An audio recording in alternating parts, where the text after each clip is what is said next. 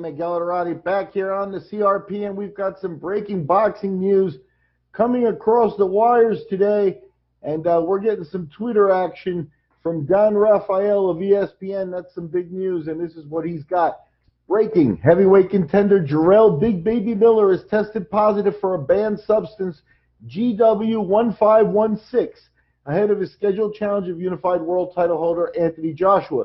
3 sources with knowledge of the results told ESPN on Tuesday. So this is bad news for Eddie Hearn and the June 1st promotion, obviously, scheduled for Madison Square Garden. Eddie Hearn getting together with some local promoters there. But Sky Box Office was set up. The fight was set up for DAZN in the United States. This was going to be the introduction of Anthony Joshua. Jarrell Miller did the right things to bring attention to the fight during the press conferences and stuff. I mean, at the end of the day, the odds were hugely in Joshua's favor. Miller not really keeping it competitive in terms of the books and stuff.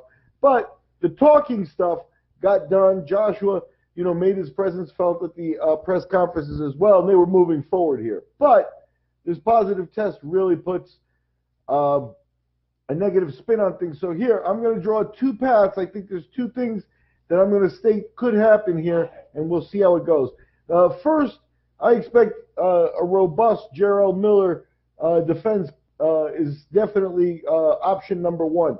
If he does that, and he doesn't just bow out and admit what he's done, take his suspension and go down, if he starts arguing about how he may have had a doctor's permission and how there may be just inklings or percentages and stuff like that in his blood substance and stuff like that, you may see him be able to litigate his way and stay in the fight. And that could very well be added. It could, I don't know if it helps the fight. The way Hearn promotes, he's a good promoter. It's just something else that Anthony Joshua might be up against with Jarrell Miller. So I don't know if option number 1 is somehow keeping Miller. And in the atmosphere today where we've seen Povetkin fight, this is in other countries and stuff, not in the States where things are a little more strict, we think.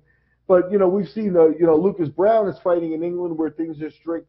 So guys, have been able to get around the drug tests and stuff nowadays. And, litigation is one option. Option number 2 for Matchroom Boxing, I think, is going to be Dillian Whyte.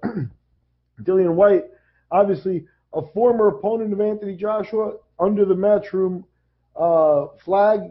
He's fought for them before. He's been hanging around waiting for a fight, and he's one of the only big names out there right now that fits the bill that doesn't have a fight program. Derek Chisora's got a fight on the books. You got some of the other guys, that are tried and true contestants under Eddie Hearn already signed and in the books and stuff. So Anthony Joshua, Jarrell Miller may actually turn into Anthony Joshua versus Dillian Whyte. And I'm not sure the American public, it's an all-British fight, but I'm not sure we're not getting a better fight. Jarrell Miller, for all his P's and Q's, isn't nearly as battle-tested as Dillian Whyte at this point. Dillian Whyte has already been in the ring with Anthony Joshua. He's been in the ring with Anthony Joshua as an amateur and as a pro.